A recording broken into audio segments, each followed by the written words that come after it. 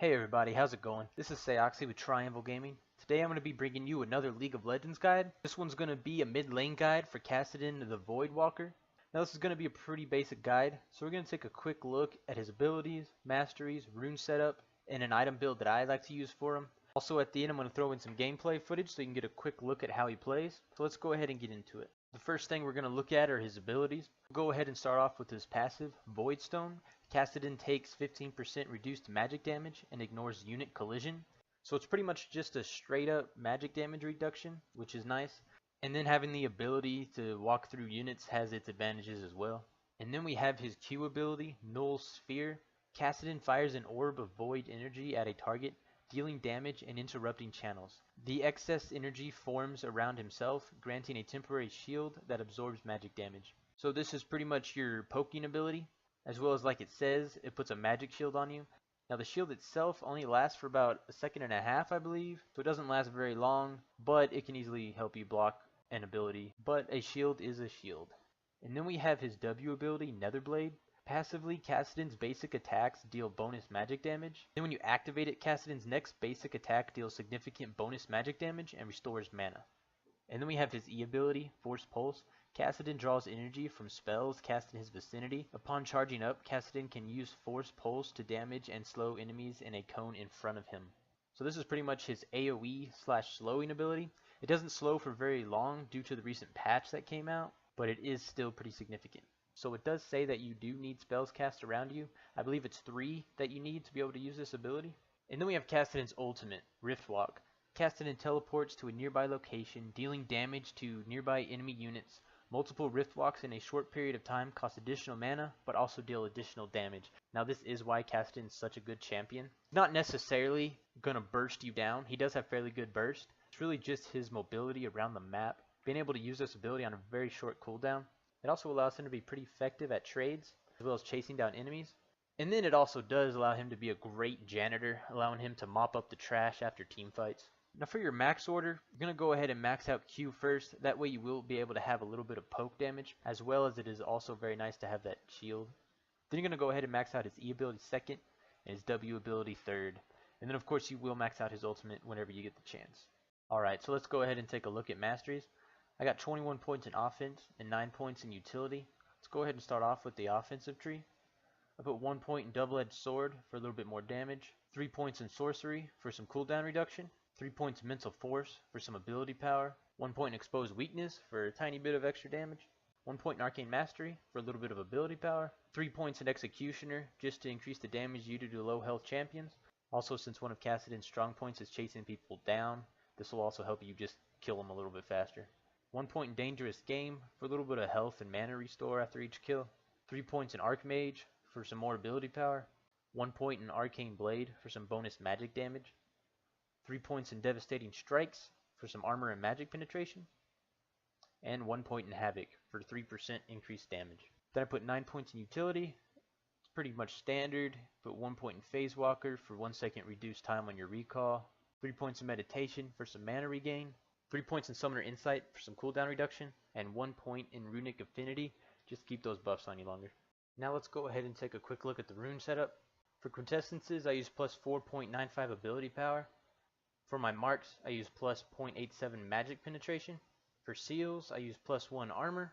And then for glyphs, I use plus 1.19 ability power. Another option, if you are going against maybe someone who has a lot of poke, you may want to go ahead and go with magic resist instead of the ability power.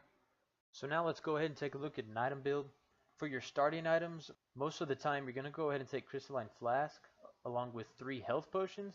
And that's mainly because Kassadin has a hard time during the laning phase. Most of the time you will lose your lane. So you're going to go ahead and take those 2 items. That way you can stay in your lane a little bit longer. Other options are you can go ahead and take Doran's Ring along with a health potion. And also if you're against the middle AD, you can go ahead and take Cloth Armor along with 4 potions, I believe.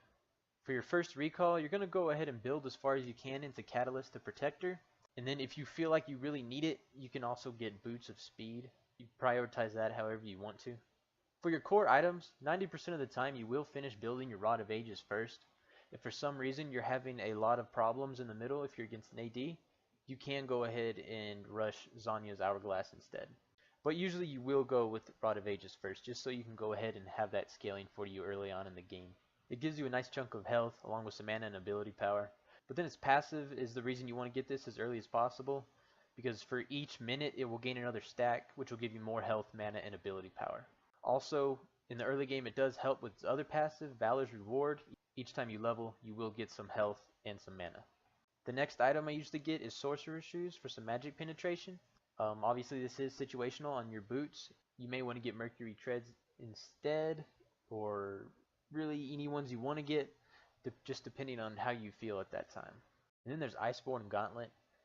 Gives you a good chunk of mana, along with a little bit of armor and ability power, and then also some cooldown reduction. And then it's passive Spellblade, which gives you a little bit of extra damage, along with slowing your opponent. And then there's Rabadon's Death Cap. Gives you a nice chunk of ability power, and then it's passive, which gives you even more ability power. And then if you need some magic penetration, you're going to go ahead and take Void Staff. Gives you a lot of ability power, and then it's passive, which ignores 35% of your target's magic resist. And for your situational items, there is Zanya's Hourglass for a good chunk of ability power and armor, and then it's active, which puts you into stasis for 2.5 seconds.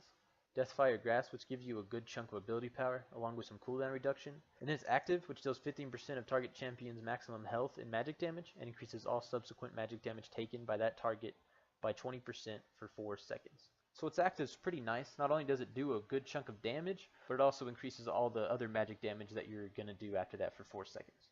And then another item you may want is Lichbane. Gives you a good chunk of ability power, along with some mana and a little bit of movement speed. And then it's passive, which will allow you to do a little bit more damage. So now I'm going to go ahead and play some gameplay footage that I have lined up for y'all. Hope you enjoy.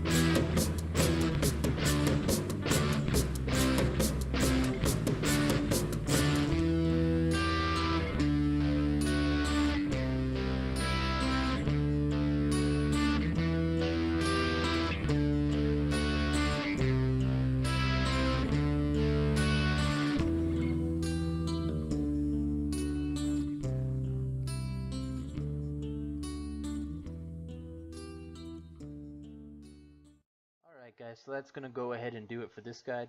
If you enjoyed it, go ahead, like, subscribe, and stay tuned to the channel for some more League of Legends guides. If not, thanks for watching, and have a good one.